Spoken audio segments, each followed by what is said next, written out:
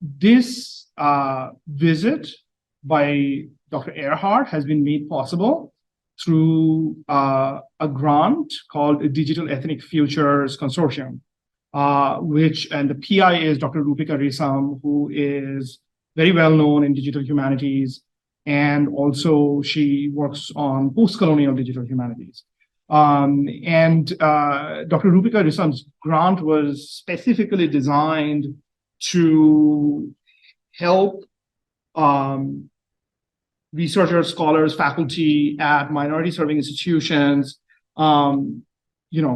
with resources and guidance to either develop digital programs or introduce digital humanities.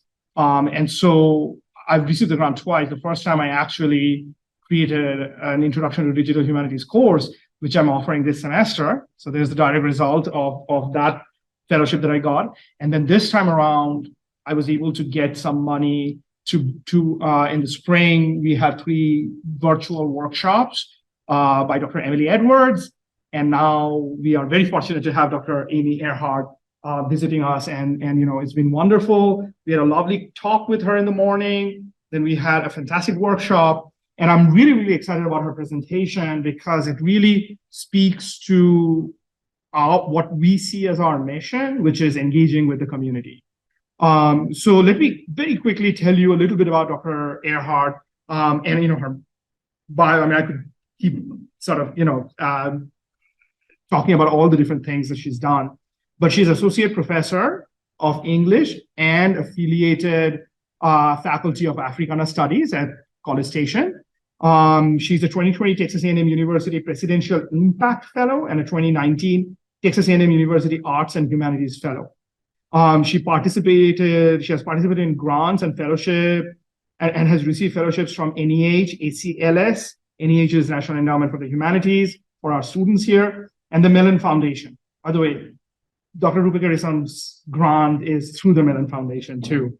In 2020, Dr. Earhart received the NEH Mellon Fellowship for Digital Publication for her book-length digital project, Digital Humanities and the Infrastructures of Race in African American Literature. So those of you who are interested in critical race theory, African American literature, and digital humanities, you would definitely want to check out her book. She has also won numerous teaching awards, including the University Distinguished Achievement Award from the Association of Former Students and Texas A&M University. She's a widely published scholar and has published extensively on digital humanities topics, including a monograph, Traces of Old, Uses of the New, The Emergence of Digital Literary Studies, and a co-edited collection, The American Literature Scholar in the Digital Age. And a number of articles and book chapters in volumes, including Debates in Digital Humanities series, DHQ, DSH, Digital Scholarship in the Humanities, Textual Cultures. Her current book, A Compromised Infrastructure, Digital Humanities, African American Literary History, and Technologies of Identity, is under advanced contract with Stanford University Press. So because a big part of our goal here is to bring voices like Dr. Earhart's to our students, I know that that's a lot of information, right?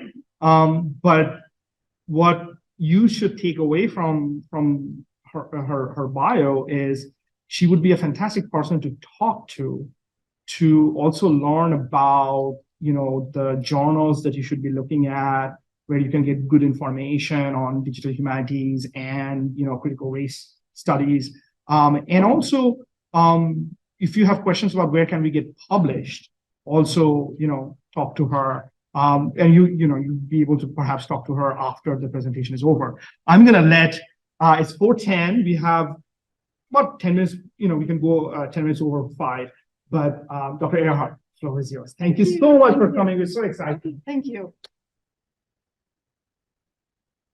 Okay. See if I can find my slides. All right. Thank you all for coming. I know it's getting toward the end of the day, so I appreciate it. So yes, I've done all that, but the projects that are always closest to my heart are the work I've done with my students and the work we've done in the community. The stuff that university structures don't necessarily see and reward in the same way they might a book.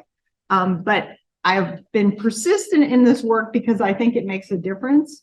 And I also see it as work that spans time and sort of a place. So today I want to talk to you about a project I've been working on for, I think about, I don't even know how long, felt like forever, 8 years.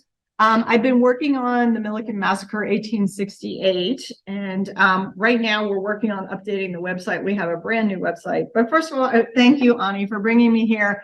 I've known Rupika since she was a baby graduate student. I met her when she was at Emory, and we've become really good friends. And she asked me to do something. I always say yes, because she's amazing. And the Mellon grant, I was so excited when I heard that grant was received, because another person on the grant is my friend and collaborator, Dr. Tanisha Taylor, who was at Prairie View A&M and is now chair at Texas Southern. So I knew it was going to fund programs like yours, like Prairie View, and I'm excited to see the kinds of work that you do that are specific to your local environments. And so sorry. Yeah. I should also mention that Rupika also provided support from the Digital Ethnic Futures Lab. And I don't know, I think I'm you know, it's because the day is wearing on, but Dr. Roberto Vela Cordova, my department chair, is sitting over there, and this wouldn't also have been possible without the support of the Department of Language. Thank you. Thank you. Sorry. No. I think we thank everyone. Thank you all for coming. This is a community event. One of the comforting things that I found in digital humanities, I mean, I was trained as a traditional scholar, right? But the best thing about digital humanities is I've found collaboration and friendships across multiple types of institutions. You are not as isolated. I always felt I was a 19th century Americanist, African Americanist by training, and I always felt rather isolated. But since I've moved into digital humanities, there's a collective spirit of work. And I've tried to bring that to my own scholarship and my own teaching. So I think you'll see that reflected today. I just want to do a quick overview. I'm sure all of you are familiar with digital humanities, but I just want to run through it again. You know, this is a perennial question. Like 10 years ago, every meeting I went to, we had a talk for like 30 minutes about what is digital humanities.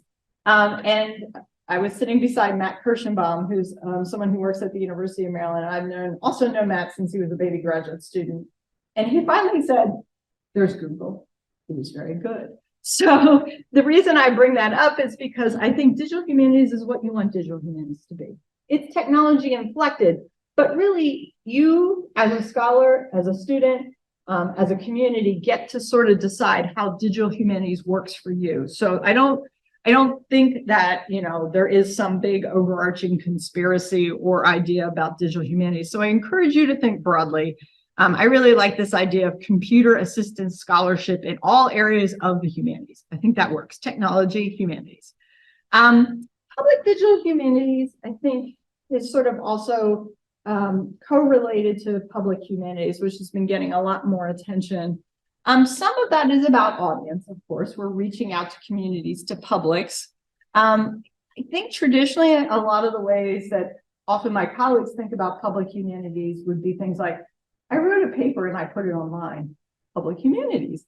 But I think it's quite complex. I think there's a negotiation of power that needs to occur. I think there's a negotiation of resources and how resources need to make sort of outward flows from universities rather than the way they often come, which is inward flows. So I want to sort of think about audience in a complex way. It's also centering of research questions within communities rather than centering research questions within scholars, right? So for too long, what you see is, and you can look at things like anthropology, right? It's classic. I go in, I extract information, I take it, I publish it, I do nothing with the community. Public humanities is trying to shift that dynamic and to think about what communities know and want. Often open access, right? This is the breaking the walls, and there's a lot of complexity with open access. Indigenous scholars have been very good about teaching us that open access is not always appropriate. Some things are not meant to be seen by some people, right? So certain indigenous artifacts, certain indigenous practices are only meant to be seen by people within communities and certain people within those communities. So this idea of a scholar, putting that material out on the open web, there's some things that we need to negotiate carefully and think through. Okay. Transparency and labor. I'll talk about labor in a bit because that's a sticky issue still with digital humanities and public humanities. Okay, let me talk a little bit about my project, and then what I thought I'd do is give you an overview of what this thing is historically. I'm always excited about talking about this historical event because we don't know enough about it, and we should. And then I'm going to talk about the different kind of pieces that come together to form this sort of project in hopes that you start thinking about things you might want to do and can take these techniques out into the world and do your thing. So, but I have to talk about the event first. The Milliken Massacre, 1868. So I want to walk you through the way this sort of developed for me and the unexpected way that it came to me. My husband and I were going somewhere. I don't remember where. We were coming back from like getting a Christmas tree or something.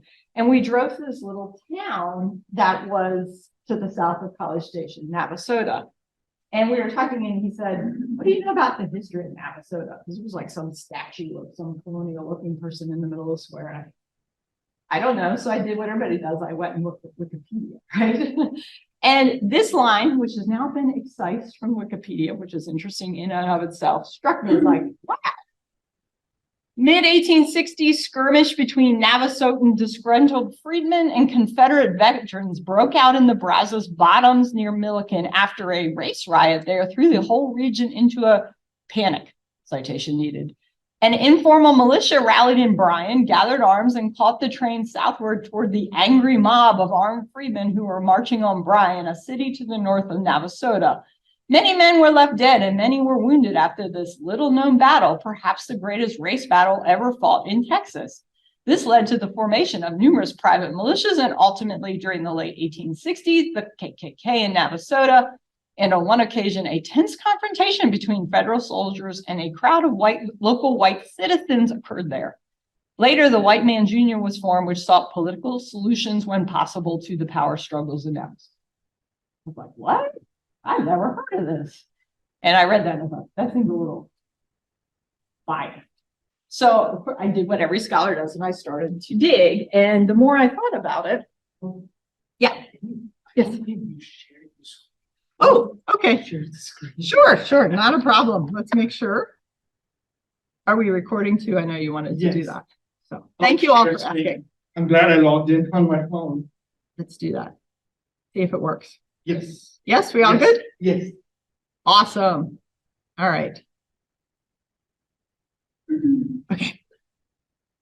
So I started to think about this event and also its relationship to the university, right? Texas A&M, all white, all military, all male for a very long time, really.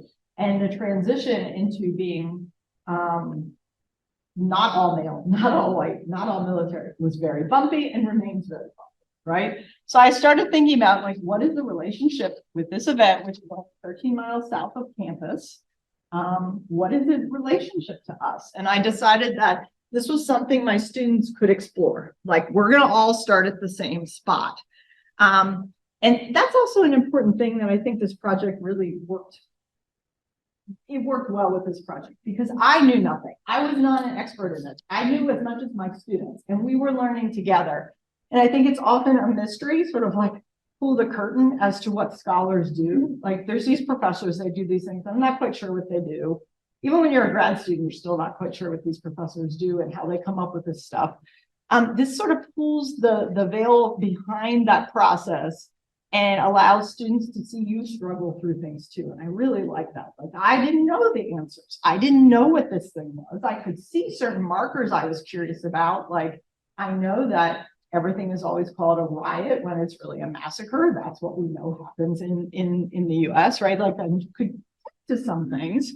So what do we know about Milliken? So students and I started to look to try to figure out what we knew about this town.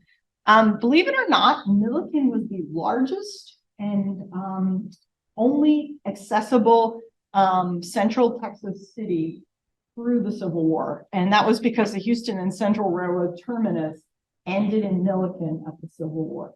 So this was actually a hugely important city for like, 5 years.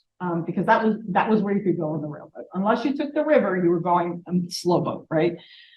It became a Confederate depot during the Civil War. And if you look at the population, I think the population is very telling, right? There's, like many places in Texas, pre-Civil War, higher Black population, the white, close to 40% Black population.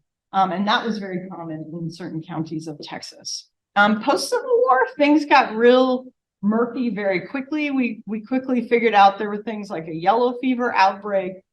As soon as the train went to Bryan, which was the next stop, everybody was like, we're out of here. We don't want to be part of Milliken anymore. We knew that post-Civil War, like in a lot of parts of Texas, almost all the public officials were removed because they were Confederate sympathizers, and they had to sign off and become, renounce the Confederacy and become part of the United States again. They did leave the coroner and I think the dog catcher. They got to keep their roles. We knew that we saw references to George Edwin Brooks, who was a Black minister from the Louisiana Synod, a Methodist of the Methodist Episcopal Church. He turns out to be quite an important figure. We knew there was a freedmen's school, and we also knew that it was under federal control in the 5th District. That's about what we knew. We could figure that out. But again, we really didn't have much information. We started to dig around and started to find some fascinating things. We knew that Milliken was very transient, right? Lots of people were moving back and forth across the city, pre and post Civil War. We found even folks like Frederick Douglass's brother came to Milliken. He came to Milliken like a lot of folks who were freedmen, and he was looking for his wife. She had been sold somewhere into Texas. He had heard she was in Milliken. And what's really amazing, I don't know how many of you have read 19th century papers post-Civil War, but there's all these ads. So-and-so looking for son who was sold here. So-and-so looking for husband. Most people never find their relatives. Perry Douglass shows up. His wife is actually in Milliken. He writes Frederick Douglass and says, I can't believe it. I found my wife. Can you send money so we can come to where you are? And Frederick Douglass sends money to Perry and his wife. They leave Milliken and go north. So it gives you a sense of like how important this city that we've never heard of and have erased from our history was. We know who the Freedmen's Bureau head was. It was this man named Nathan. I'm going to move the little. Let me do this. Sorry, folks. Nathan Randlett, he was the head of the Freedmen's Bureau, which was in Bryan, Texas. So a train ride away, a train stop away from Milliken. He was a former Union soldier. He had been severely wounded at Antietam, and he sort of was given this, strangely enough, he gets talked about as being given a disability posting. And the coverage of him during the massacre, I really want someone who does disability studies to look at the coverage. It's really strange and telling, I think, about the way he gets covered during the massacre. But we know that this is what he said about this massacre. He writes in sort of a report on July 8th. He says, on the 7th of June, a party of about 15 persons dressed and known as the Ku Klux marched through Freedmen's Village in Milliken. Now, what's interesting is you talk to historians and they're like, oh, no. There was no Klan in Texas that early. I'm like, well, we have a letter from the Freedmen's Bureau, and he says, Ku Klux. So yeah, I think your dates are wrong, at least in this part of Texas. We have some sort of proto or part of, the early Ku Klux Klan. And what they do is the Klan basically marches on Reverend Brooks's church. And in the most Texas thing possible, I think, everyone at the church had guns. And they saw the Klan coming and they just started shooting at them. And apparently the Klan, as he reports, dropped their robes and fled. So sort of first volley is the Black church parishioners ran the Klan off. Now, as you can imagine, what starts off as hopeful can get really ugly really quickly in post-Reconstruction period. But I wanted to know more about George Brooks, and we've done a lot of work on him. We're slowly piecing evidence together. He's a Methodist Episcopal minister. We know that he married 54 people between 1867 and 1868. Think about marriage, why this number is so important. marriage is not a legal institution under enslavement. As soon as people are able to get married and establish that legal connection, this is a political act. So Brooks is right in the middle of it. He's a carpenter. There's local stories about him building the church at least once, maybe twice after it was burned down. There's no indication the church was burned in any of the newspaper reporting. The local community says it was burned once as soon as it was built and the second time during the massacre. The burning makes sense. Churches, black churches are always targeted. He was a voter registrar. There were 3 voter registrars in Brazos County. He was one of them. He was registering all the black folks to vote. Remember, white folk can't vote yet until they come into and declare that, you know, the Confederacy is dead. So all of a sudden the white folk are going, wow, there's a lot of black people going to vote and we're not going to have any power. So they started getting very nervous. He was a free press agent, a loyal league representative, and his obituary said he was a U.S. colored troop. I found one indication that I think might be him, but it's still a little hazy historically. And again, remember, I'm an English PhD. I'm not a history PhD, but clearly this work needed to be done. I think we talked a little bit about relying on archivists and folks to help us. Archivists are the best people ever. I knew that he had a degree in, he was a Methodist Episcopal minister. He must have had a degree that was somewhere around 1866. The likely place for that degree to have been given was Thompson Biblical Institute, which was in New Orleans. It was designed to train black preachers in the Methodist Episcopal tradition. I emailed Mr. Kennedy, who's an archivist at Dillard. Dillard absorbed Thompson. And he said, oh, yeah.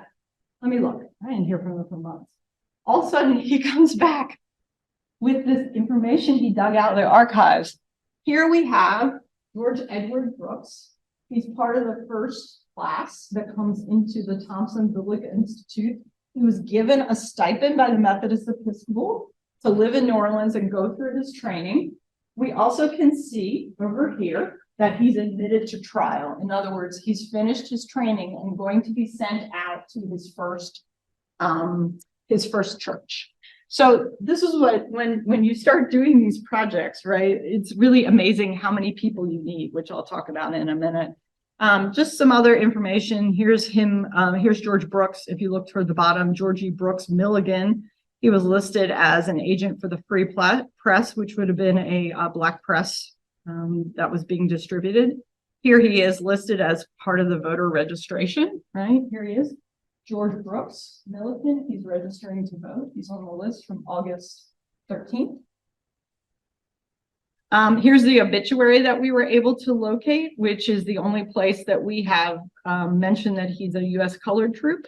And I won't read you this whole thing, but I think it's interesting. The Methodist Episcopal Church talks about him as one of the Texas martyrs, right? And they talk about, you know, how he's been murdered by this cruel manner, and it's very graphic in terms of his lynching. So what do we know about this Milliken massacre that we today have no idea what this even was?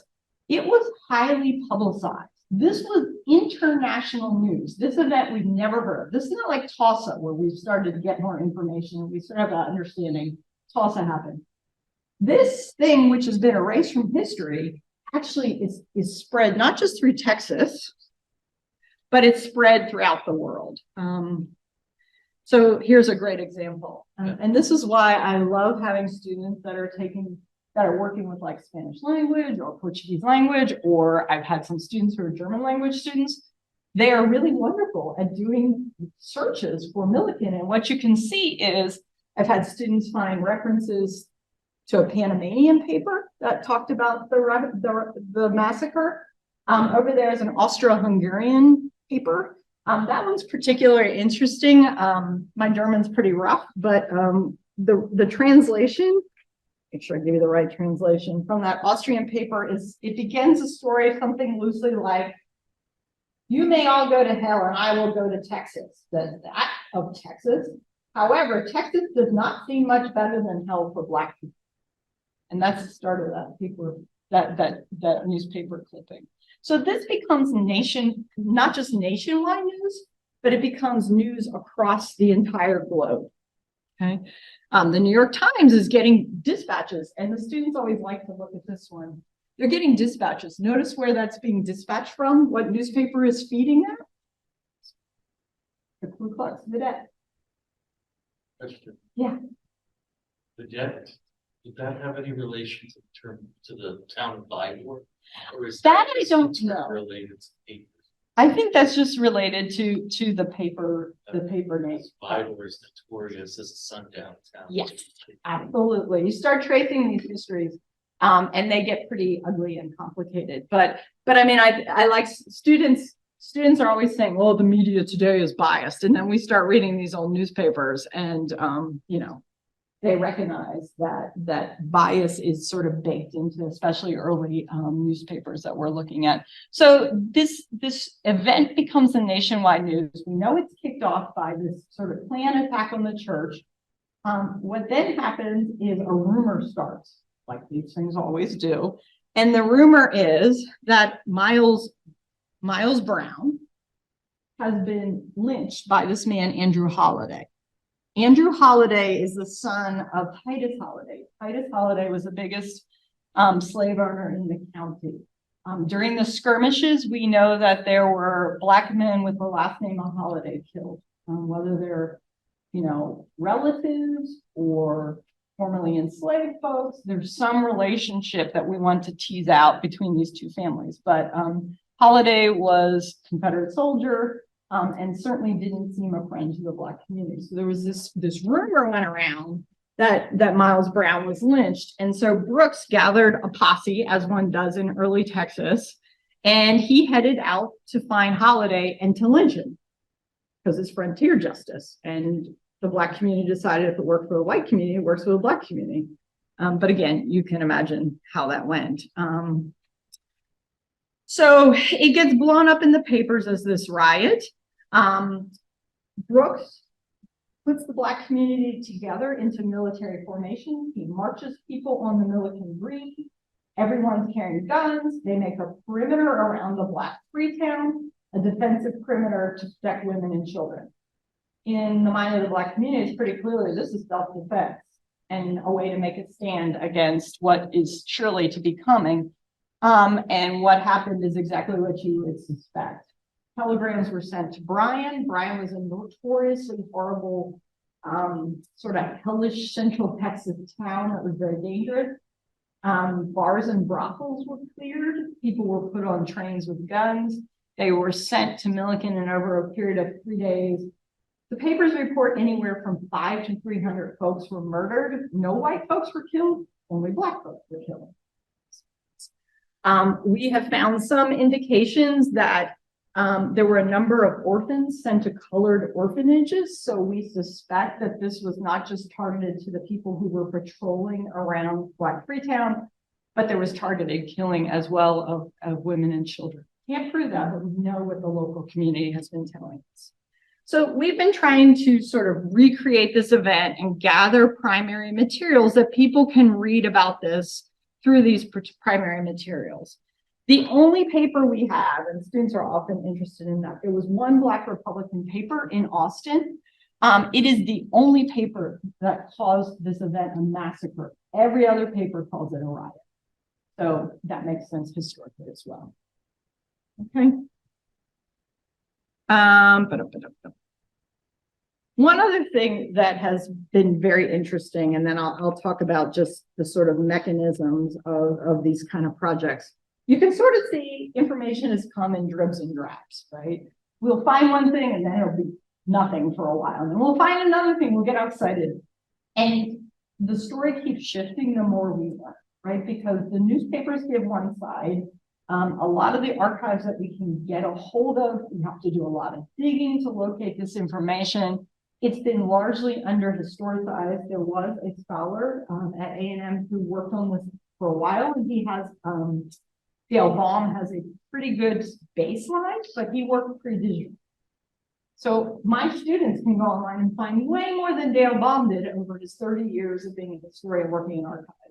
And so we've been able to have support of students doing this archival work. So we have this huge team of people working on this. This work we found on Johnson Hensley, I think, is indicative of the kind of work you can do as a community. I have a friend at the library, William Page. He's a librarian, but he's also sort of like Mr. Bradley Valley historian. Like if you have a question, you ask Bill. And my students during their graduate program always joked, Bill is going to have a file on anything you ask about Brazos County, because for fun, Bill likes to read historical newspapers that he gets, you know, a microfilm and the like. And any reference he has to Brazos County, he puts in a Word file. So he has like 30 years of Word files, and they're separated in things like slavery in Brazos County, schools in Brazos County. And he'll just hand you a 30-page document of all this historical research. And so I asked him, I said, you know, all these newspapers reference a white school teacher. And of course, you know, they don't believe that Black folks could come up with self-defense, you know, at the time. What they believe is there must be some white mastermind behind this problem. So they always blame this white school teacher. And I thought, they just got to blame it on somebody, and they made up an apocryphal white school teacher. And so I've been puzzling this over and over for years. And I found a reference to the white school teacher being a Methodist Episcopal minister. So I called Bill. I said, Bill, do you know anyone that has access to the Methodist Episcopal archives? Yes, my friend's a former retired, you know, Methodist minister. He's got access. He'd love a retirement project. So we gave him the information that we had, and he was able to confirm. We located this school teacher. People have been looking for this person for like 35 years. It turns out the school teacher was actually true. Reverend Johnson Hensley was the school teacher, and he's sort of a fascinating character. Here's a reference we found to his death. He was actually, let me make sure I give you all the information on him. So he and his wife, who was named Sally Leeper Hensley, they were school teachers, and they were working with Reverend Brooks. They were both Methodist Episcopal ministers. Interestingly enough, he was a Texas Revolution veteran, and he was given a land grant in Washington County in 1837, which was just across the river from Milliken, and there was a boat that went back and forth. His brother, James Hensley, was part of the old 300. And I thought, oh, this is interesting, right? Because we have certain ideas that we think about the sort of Anglo-colonialist powers and the ways that they interface with Texas, yet this guy is running a freedom school, and he and his wife have to flee for their lives during this massacre. In fact, he flees, and you can find in the Methodist Episcopal papers that they never sent him. They were like, okay, you're done working in that part of Texas. You're going to go to Hempstead and be a circuit rider. Don't go there. That's a bad place. So we were able to confirm this, and it took a team. Okay. I could talk on and on about this, but I won't. You know, we have things like a former governor of Texas talking about this event as a massacre. We've discovered Stephen Curtis, who was our representative to the Constitutional Convention from Brazos County. I've actually, and this is a really fun thing about public history work, he actually has descendants who are also investigating his life, and they've contacted me. They live in, I want to say they both live in Chicago. They've come to A&M, we've met with them, and we've been working together off and on over the years to sort of find more information on Stephen Curtis. They just sent me, bless you, they just sent me a will that they located where the person who owns Stephen Curtis listed his name, his wife's name as part of the property that was transferred at his death. It's the first time anyone's been able to confirm who enslaved Stephen Curtis and where he came from. So he came from Mississippi to Brazos, to Washington County, no, to Grimes County, and then into Brazos County. So all these little sort of parts start falling together. And the reason this works is because this is a digital project. It is open and online. It is not a finished project. People see us struggling with these things. We can ask our community partners, and they know knowledge we don't know, right? Like, I don't quite understand how the Methodist Church handles appointments and then how you move through the ranks and get, you know, moved into different positions. But Bill knows the Methodist minister who's like, I got this. I'll figure it out. I'll tell you. I'll explain it to you. That would not be possible under the old style scholarship where I published a paper. No one read it by a few other English people and maybe some of you graduate students. Right? This model of open access allows us all to work as a community. So I want to talk briefly about how I have sort of thought about this, and I want to make sure we have time for questions. But when you start thinking about these materials and what you're doing with them, one of the things I really thought long and hard about, and Tanisha Taylor and I really spoke about at great length, there's great distrust by the Black community to whom this occurred of A&M. Not just because of this, but because of A&M's racism, right? Like they know this is the university that had, the faculty were mostly Klan members. They know that we have Klan robes in our archives. This is not a surprise. They do not trust Texas, rightfully so. So what Tanisha and I said is, okay, fair enough. Their information should not be stored on A&M's server because that's like A&M taking limits. So even just in sort of simple setup, can we do something that shows the community that we are not interested in co-opting them once again? So she and I decided to use an external hosting site, and I highly recommend this for anyone who's getting into DH. It's called Reclaim Hosting. It is super cheap and super wonderful. It's basically a group that caters to academics, and it's sort of a pay-for-play subscription like Spotify, except there's something like $30 a year, right? It's really cheap. And we put our materials on that. It's still held on the open web, but it's not held by A&M. That makes a big difference that we can tell our community members that, right? So you're okay with that? They're okay with that. It's really about A&M. There's a very interesting discussion, and we've had very frank discussions. Usually takes a long time to build trust with new members because I'm a white lady who works at Texas A&M. That's not someone that you necessarily trust, right?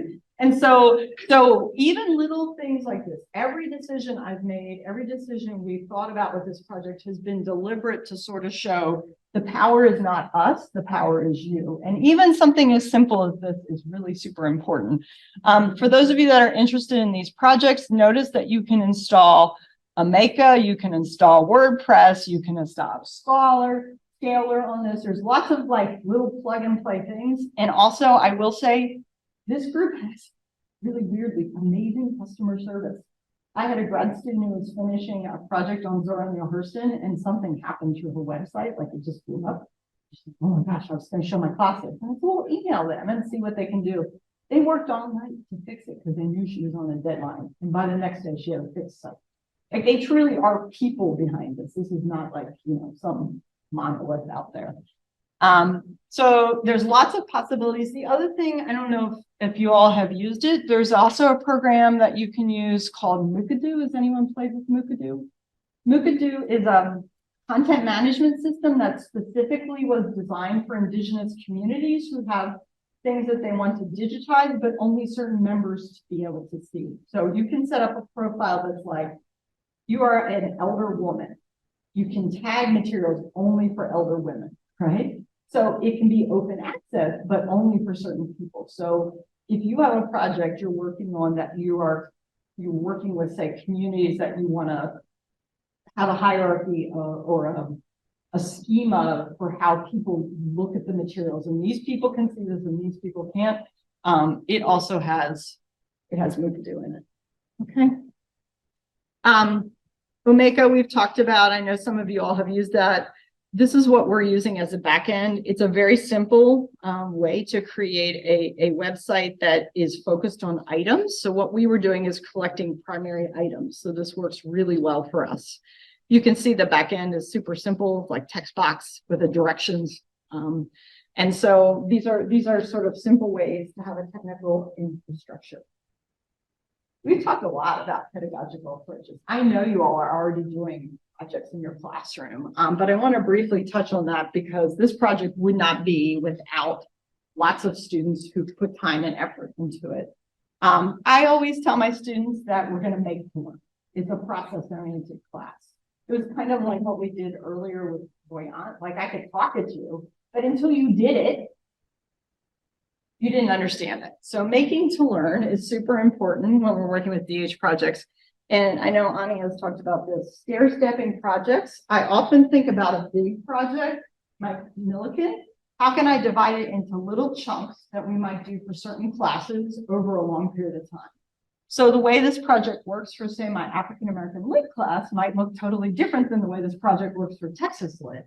Different kinds of sort of subjects and objectives. Maybe we do different kinds of projects related to it. Maybe Texas Lit will focus more on sort of like representations of Texas under federal military and how Constitutional Congress, works at that time or whatever. African American Lit, we may be focused on language and Blackness in the materials, right? But we think about this over time and space and stair step the project to build it forward. Just to give the faculty in the room sort of an idea of how I structure these things.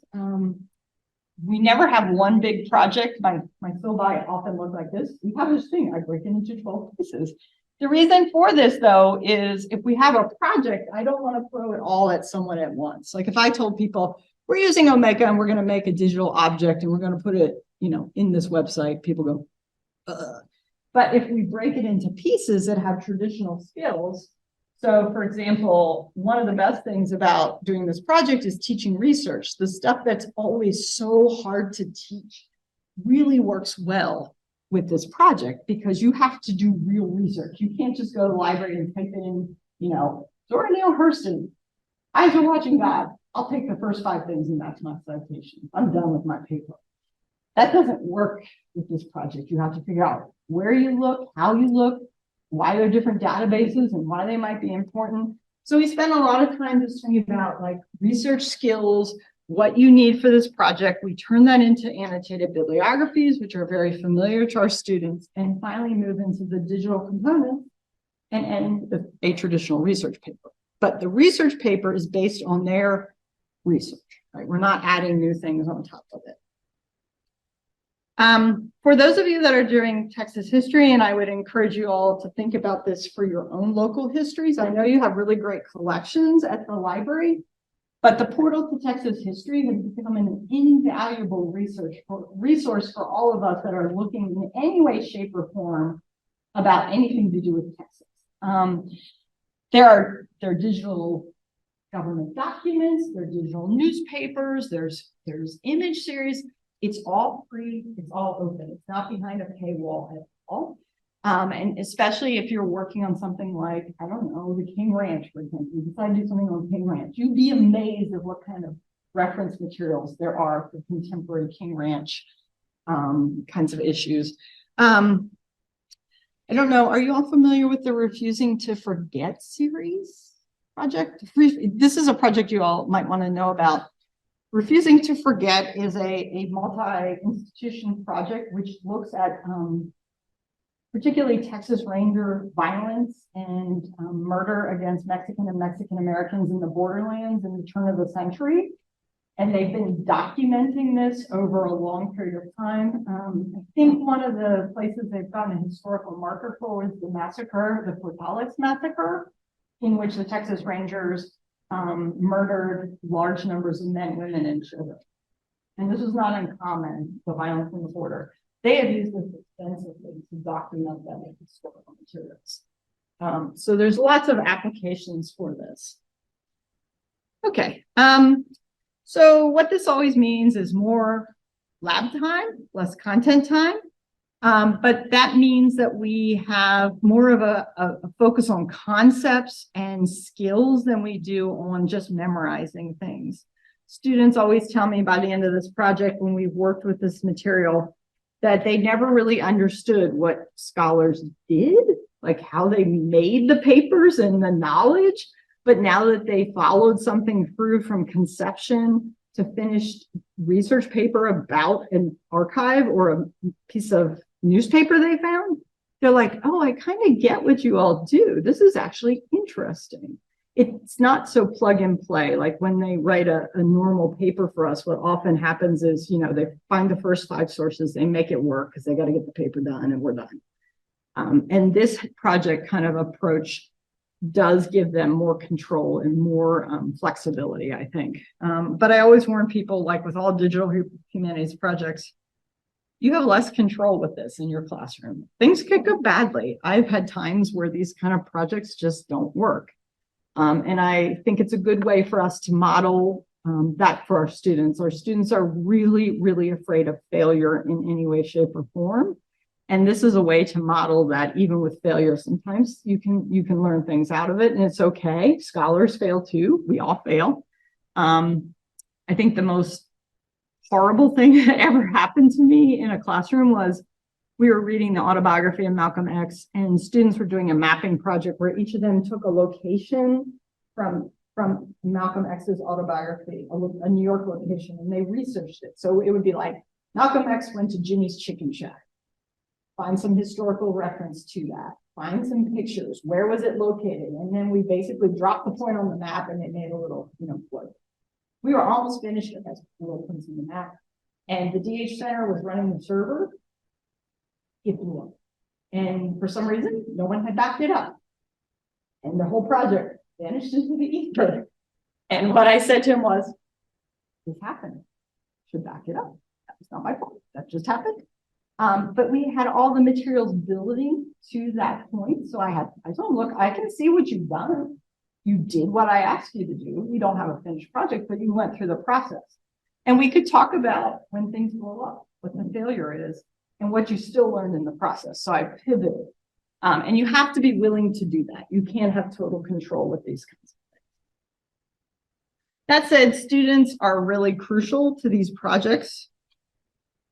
And I want to encourage those of you that are both students and faculty to look at some of the really good resources out there that talk about students' Bill of Rights. There's been a lot of good work done on this in DH.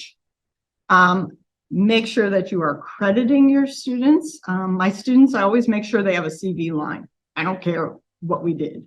So if they're a grad student and they've edited, for a class, we had a project where they edited the back end of the TEI data. We talk about, here's how you put it on your CV, and here's how you write about it when you go out on the job market. I want you to have something that's transferable because you did this work. And students really do appreciate this. It's one of the few things that, at least at our institution, which has become so big, and a lot of our classes have turned to things like multiple choice tests, Scantrons. This is one of the few cases where students actually really start digging into this work. Okay, I want to end with the partnership looking outward, because this has been the area I've been working on the last maybe 10 years. Looking outward, looking toward librarians. These are some of the partners. Looking at other institutions. I've worked with Dr. Tanisha Taylor quite extensively. In fact, Tanisha and I are giving a talk at the Detroit Public Library about this project this fall, because again, we're trying to reach out to non-institutional groups. Bill Page, who's our librarian and historian, you can see we brought a group of community members in, and we told them what kind of resources we had and shared that information. A lot of people were interested in genealogy and church histories, and we have a large Black church collection. They had no idea, and we could share that with them. We've been working with Houston Gregory School Partners and the Texas 10 Counties Historical Explorers. Through these different relationships, we've had local descendants of folks come in. For example, Pastor Greer came in. He found me through the internet, and he said, Miles Brown is my great uncle. And he came in and he told my students, he said, that whole thing about him being lynched is not true. He ran across the river and he was free.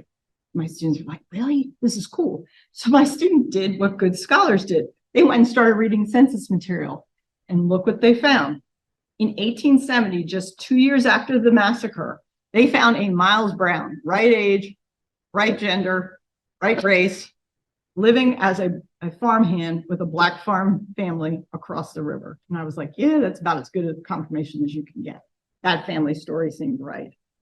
The most important thing we've been doing, though, is working with the local community to engage with some of the issues of white developers doing at least illegal, at least unethical, maybe more so illegal manipulations to get Black land, which has become quite valuable because of the way the town is growing.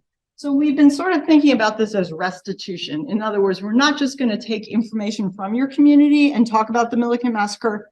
Tell us what you need now. And the community, Mr. Smith and his family, we've discovered that they need help in terms of making sure that their family land stays in their family. And I like to think of this as part of the ethics of collaboration. So we've been working on getting press for their concerns. We're working on talks in the community. If all goes well, there should be a very good Texas Monthly story coming out very soon. Fingers crossed. So keep an eye out this fall for that. We've been looking for materials to hand to relatives of those folks who were involved in Milliken.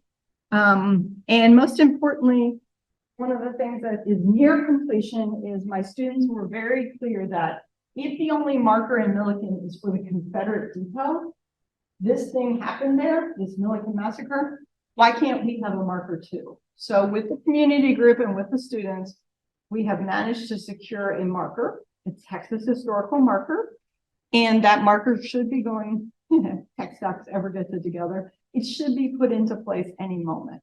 There's been some issues because of the land use issue, and we've had to do some work with the county historical and mapping folks because of ways that Black land has been recorded in government materials. So all this is to say, with these projects, they can start small, but you know, with us, it's sort of spread to this idea of thinking about community partnerships and letting the community guide the kinds of work we're doing. So we still want to make sure people know about the Milliken Massacre. Sort of one of my proud moments in life was when my daughter texted me and she said, "Mom, I'm in U.S. history class. Guess what we're looking at?" I'm like, "I don't know what you're looking at." She goes, "We're looking at your project in my 11th grade history class." And I was very proud of that because, as you know, the Texas curriculum don't really often talk about these things, but by having it online and accessible, teachers who want that information, it's out there for them. So we are continuing to work to document this material. We also have some work to do. There was a Black Masons Hall that we're going to work to document. There's also a convent labor system, a convent labor farms that were surrounding Milliken. So we have lots of work to do. And I guess I want to challenge you all to think about public history and your communities. I've heard such great stories about the kind of work you're doing. I looked at your special collections. You all have really great stuff. And from what I can tell from the library, it's pretty well collected and described. So what does it mean to think about local histories, whether they're school histories or local histories, student histories? My guess is there's been some pretty amazing students who've come through here. Oral histories, I've talked to some of you about oral histories. And how that might interface with the community from just going out and talking to people in the community. It's a close-knit community. And so I'd like to encourage you all to think about using these digital mechanisms to figure out what you can do in relationship to your community. Yes. Did I see the name Mance Lipscomb? You did, yes. Yes, Mance Lipscomb. He's from, so Milliken, adjacent to Milliken, there was a convent labor camp, the Moore Farm. And Mance Lipscomb wrote this really famous blues song called, let me think what it's called, Tom Moore's Blues. And it was about the Moore brothers. And it's pretty damning. You know, he talks about how the Moore brothers would kill you as soon as look at you. And it talks about the horrors of the convict labor system. Strangely enough, again, another reason to do this work. The Moore Brothers farm is owned by the white descendants of the Moore brothers, and they've decided to turn it into a wedding venue. And they have on their website a proud reference to Tom Moore's Blues, which is nothing but a critique of the racist system of the Moore brothers. And I find that very strange. You know, this is a little bit like plantation weddings, which have been getting a lot of attention lately, the problematics of those. So there's a lot of work to do. And honestly, a lot of the folks who contact me who are looking for family members, we discover because of the way the convent labor system works, folks would be in prison in Huntsville and they were moved across this area quite frequently. So often would have children be in the area under the convict labor for 15 years and then disappear. So folks are trying desperately to find, great-great-grandfather. So there's a lot of work to be done, and there's stories to be told about the way the convict labor system works, particularly in that part of Texas. And that's why I mentioned the Refusing to Forget project across the borderlands of Texas. That's the kind of project that I think really helps to resist some of the narratives we're seeing now about the border and reminds us of the way that the border has worked historically. Worth checking out. It was even featured in the Bob Bullock Museum. So it's not sort of one of those fly-by-night projects. It really was a centered project. We have a few minutes for questions. So if you have any questions. Oh no, I've been. Oh, was that you? Yeah. Okay. Okay. Yes. Well, going back to Man's Lipstone, of course, there was the famous documentary made about him by Les Plank. Yeah. Do you ever encourage video ethnography or video essays based on this archival research being Absolutely. produced by your students? What's interesting is I haven't done that with my students, but what's interesting to me is external people. In fact, I have an email I got sometime between yesterday and today. I visited a class at the University of Houston, kind of like you all. And one of the students wrote me and he said, "Hey, I met you when you came to the University of Houston. By the way, I'm making this like sci-fi / historical movie that references Milligan. Can we talk?" And I was like, okay. I've been contacted by documentary filmmakers. So I think, though, it would be very productive for students to think about, video, like just even when you go down and look at the location that this occurred on, it's been turned into like most places, it's been turned into a family amusement area and development. And when you realize what happened on that ground, you kind of want to complicate things, but it's a lost history. People don't know. They don't know. This has been sort of erased. And it is, as far as we can tell, the largest massacre in Reconstruction Texas. Like it should be in every textbook saying that, but it's not. And so we can help to recenter it. And I suspect there's similar conversation even in the Kingsville area about historical events. Yes, you had a question? Or are you thinking? Oh, okay. Sorry, I get so excited about this topic. I could go on and on and on. And I have to really emphasize this wouldn't, if it was me by myself, you wouldn't know any of it. This is really about every time I start to flag, some friend of mine says, "By the way, I was looking at this historical thing. Did you know this?" Like Bill Page just sent me a picture from a newspaper that some friend of his found in 1867, which shows federal troops by the Bryan courthouse. Okay. Yeah. So you can tell I'm obsessed with blues music, but I'm wondering if we have any Texas blues recordings in the South Texas archives that, because our perception of the music archives here is Latino, Tejano, we may be overlooking some of these, and we need to go back and listen to these master tapes or early recordings released for commercial purposes. Even things like no one has really done a great DH project on like Portugal. Like I teach these, but it's like all sort of fragmented. And there was a really good exhibit through the Smithsonian web pages, and even that is kind of like, and we have like one Lydia Mendoza dress, and everybody goes, "Oh, okay, well, I don't know anything about her," right? Like, how do you not know anything about Lydia Mendoza? But I mean, someone needs to, and if you have these materials, it may be something that a class could look into, like if you're teaching a poetry class, poetry in photos, poetry of the border. I don't know. I mean, there seems possibilities there. And again, here's where your oral connection and video connection comes in. Are there contemporary recordings that could interface with these historical documents? Because that's what my students want to know. They want to know how it sounds. All of that work was sticking to this. Okay. What's from here? So you have the motherhood. You have the original stuff. And I mean, that's something I always teach in Texas Lit when I teach, when I talk to the folks at Humanities Texas about teaching in K through 12, I always say, when you're teaching poetry, if you're in Texas, there's where you should start, right? Like, don't start with, something that people see as far, far away. start with something that people like might have this oral history of. And it's really interesting what students will come up with. I've had students like, one student's like, oh, we talked about corridos. Next day she brings in a tape. She goes, oh, this was my grandfather.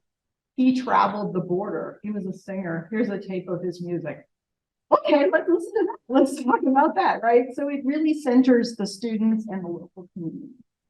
No, I was thinking sort of, again, local communities and sort of thinking what's at our disposal here in like South Texas or what can be explored. I'm kind of particularly interested in like migrant workers.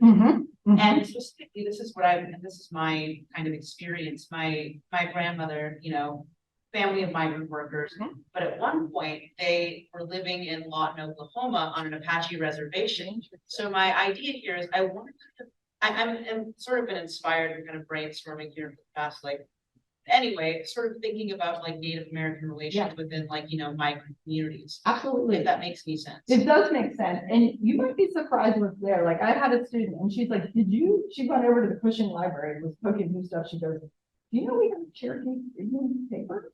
And I was like, yeah, did you know that in Milliken, that there was a group of indigenous people who own land who've also been impacted by this white land grant? And I put her in touch with those people, the families, right? So you never know what's out there. You start digging, but it's these personal connections to the public. I think that makes a difference. It's not just a document, the document, like you're saying, that have these living connections. And that's what's exciting. And it makes the community excited about us too. Even at the library in the general collection, they have about 5, 6, 7 shelves worth of Native American and Latin American languages, you know, pre-Columbian and Native American languages, not just the literature, but the textbooks, the grammar, everything. No one touches.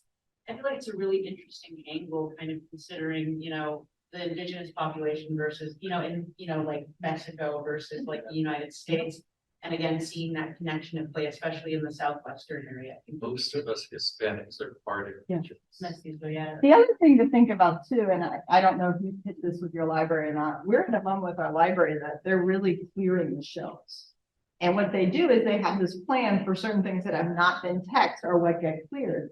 And often that's the stuff that we as scholars actually care about. So in some ways, paying attention to those texts, like there's one thing you all might look at if you're thinking in this direction as well.